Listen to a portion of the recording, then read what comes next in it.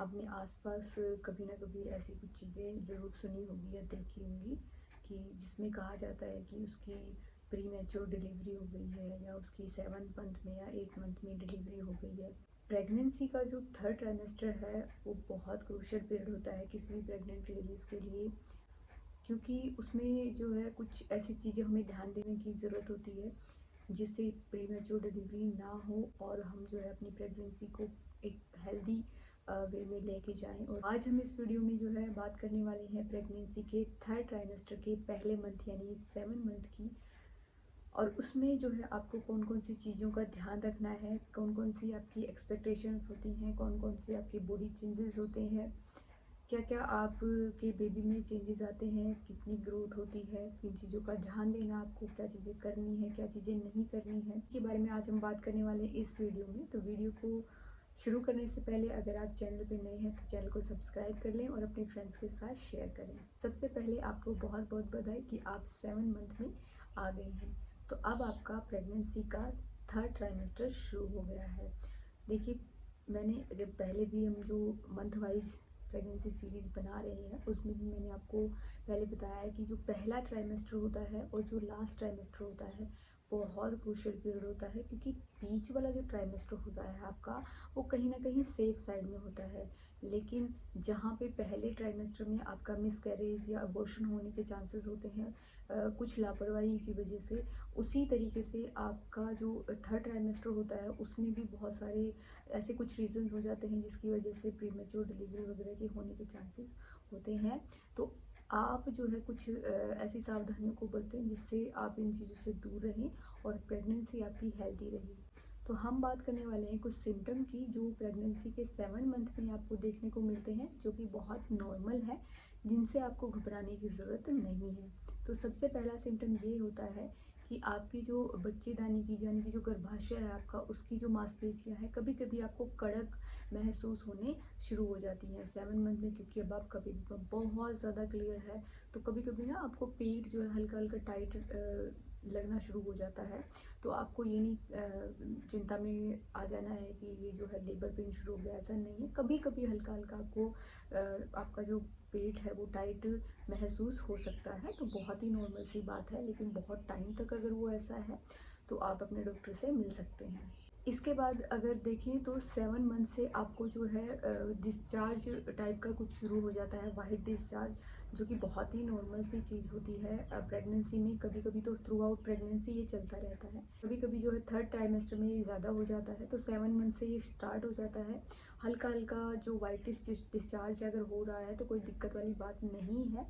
वो जो है एक हेल्दी जो साइन होता है आपकी मतलब आपकी यूट्रस का, कि आपकी यूट्रस जो है अच्छे से काम कर रही है।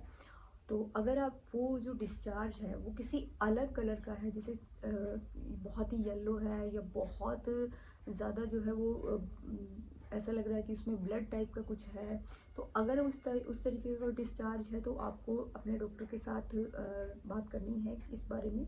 7 मंथ से कभी कभी आपको जो है अपने ब्रेस्ट में जो है कभी स्क्रेशन जो है जैसे महसूस हो सकता है, क्योंकि अभी आपको लगेगा कि जो है उसमें दूध आ रहा है। इस तरीके की फीलिंग्स भी, मतलब इस तरीके के जो बदलाव हैं आपके शरीर में वो भी हो सकते हैं, ये सिम्टम भी आ सकते हैं। तो इससे घबराने की ज़रूरत नहीं है, ये भी बहुत ही नॉर्मल सी चीज़ है। इसके अलावा अगर सिम्टम की बात करें तो जैसे पहली प्रेगनेंसी में है आपकी जो डाइजेशन को लेके, गैस को लेके, जो पैरों में सूजन को लेके, वो जो कंटिन्यू रहते हैं आपके, जो मेन जो सिम्टम जो ऐड होते हैं वो मैंने आपको बता दिए हैं। फिर बात करें बेबी के डेवलपमेंट और ग्रोथ की, तो देखिए अब आपका बेबी जो है आपको क्लियरली सुन सकता है, आपको क्लियरली सुन सकता है, इसका मतलब बाहर की हर आवाज़ को सुन सकता है।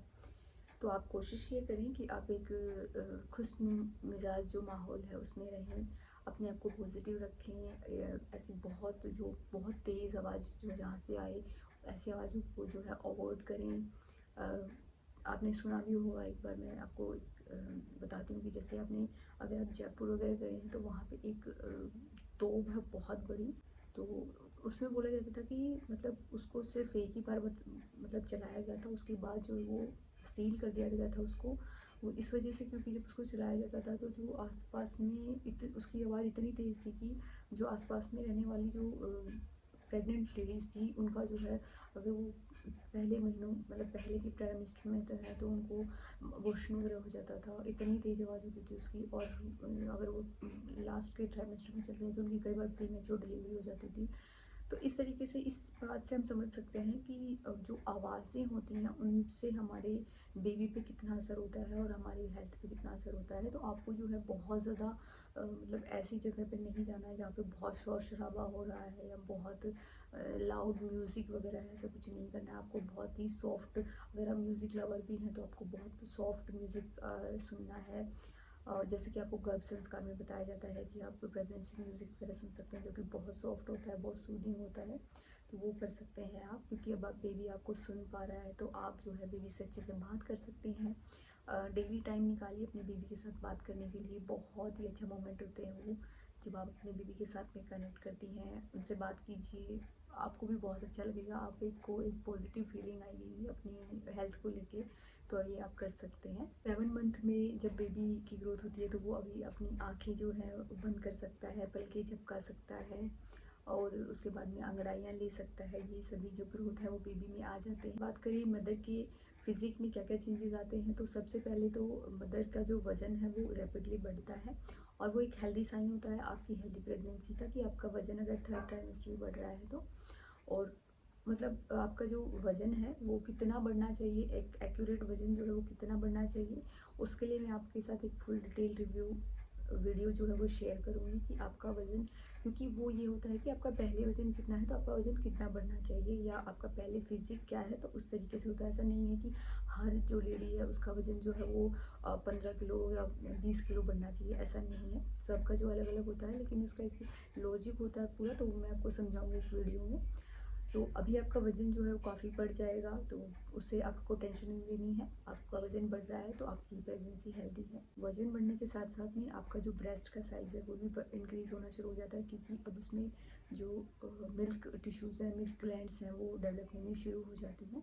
अब आपका जो यूट्रस है, यानी कि आपका जो गर्भाशय है, वो आपकी जो नाभि है उससे ऊपर वाले एरिया में शिफ्ट होना शुरू हो जाता है। शिफ्ट का मतलब है उसका बढ़ते बढ़ते वहाँ तक आना शुरू हो जाता है, और आपका जो ऊपर का डायफ्राम है उसको कहीं ना कहीं वो जो है डिस्टर्ब करना शुरू कर देता है। तो कई बार आपको लेटे लेटे जब आप लेटते हैं तो कई बार वो आपको बहुत ऊपर तक फील होता है, और उससे कई बार जो है सांस लेने में भी दिक्कत आती है। तो ये बहुत ही नॉर्मल से चेंजेस है जो कि एक मदर की बॉडी में आती हैं।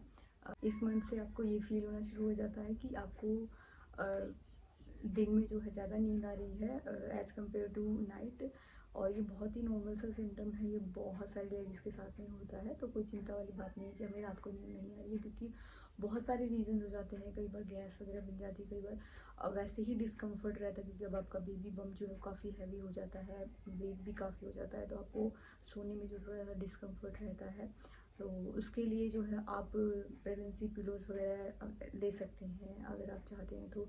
लेफ़्ट साइड अगर करवट लेके ज़्यादा सोते हैं तो आपको अच्छे से नींद आती है। तो ये छोटी छोटी चीज़ें आप कर सकते हैं। कमज़ोरी, थकान वगैरह ये सब नॉर्मल से जो चेंजेस हैं बॉडी में आते हैं, क्योंकि आपका बेबी जो है रैपिडली ग्रोथ कर रहा है, उसको न्यूट्रिशन बहुत ज़्यादा चाहिए होता है। तो आपको जो है कॉम्प्रोमाइज़ नहीं करता है न्यूट्रिशन के साथ में, अच्छी हेल्दी डाइट लेनी है। तो जो डूज़ एंड डोंट्स हैं वो लगभग जो है वो सेम रहते हैं अर्ली प्रेगनेंसी वाले, क्योंकि देखिए अब आपका बेबी बूम जो इतना हो गया है कि आपको बहुत ज़्यादा देर तक जो आप वैसे भी नहीं खड़े रह सकते हैं, तो आपको रेस्ट लेना है, अच्छे से आपको रेस्ट लेना है। अगर आपका रूटीन किस तरीके का है उसको उस तरीके से एडजस्ट करना है, कि जैसे अगर आप एक्सरसाइज वगैरह भी कर रहे हैं तो वो तो करनी ही है, आपको कंटिन्यू करनी है, वो एक हेल्दी पार्ट होता है प्रेगनेंसी का। आप एक्सरसाइज कीजिए, वॉकिंग आपको दोनों टाइम करनी है, कम से कम जो है आधे आधे घंटे की आप वॉकिंग, आधे घंटे सुबह आधे घंटे शाम को वॉक कीजिए। आप काम कर रहे हैं तो थोड़ा थोड़ा रेस्ट लेके कर लीजिए, या फिर जैसे एक ही पोजीशन में कोई काम कर रहे हैं तो उसको जो है अवॉइड कीजिए। स्टेयर्स जो है वो थोड़ा सा ध्यान से आपको चढ़नी है, साइड होके चढ़नी है, स्ट्रेट नहीं चढ़नी है। तो ये छोटी छोटी चीज़ें हैं जो आप प्रेगनेंसी में कर सकते हैं। ऐसे टिप्स जो है मैं आपके लिए लेके आते रहूँगी। ध्यान देने वाली बात ये है कि आपको जो है बाहर का कुछ भी नहीं खाना है, जिससे आपको जो है ज़्यादा गैस वगैरह बने या कुछ ऐसा हो। तो एक तरफ तो आपका न्यूट्रिशन कॉम्प्रोमाइज़ होता है, दूसरी तरफ आपको जो है बहुत ज़्यादा डिस्कम्फर्ट रहेगा। तो उसका कोई फ़ायदा नहीं है। तो आप जो है बाहर की चीज़ें जो अवॉइड कीजिए, जैसे कि जंक फूड हो गया, स्ट्रीट फूड हो गया, ये चीज़ें जो अवॉइड कीजिए। हेल्दी खाना, घर का बना हुआ फ्रेश खाना खाना है आपको तीनों टाइम, जितने टाइम भी। और जो है मील प्लान जो है मैं आपको अगली वीडियो में एक अलग से एक वीडियो में शेयर कर दूँगी। आपको 6 जो मील है वो किस तरीके से डिवाइड करके आपको डे में लेने हैं। इससे रिलेटेड अगर आपके कोई भी क्वेश्चंस होंगे तो आप कमेंट बॉक्स में कर सकते हैं, और तो कॉमन क्वेश्चंस को जो है मैं आंसर करने की कोशिश करूँगी। मिलते हैं नेक्स्ट वीडियो में, तब तक अपना और अपने होने वाले बेबी का ख्याल रखिए। Stay healthy and bye bye.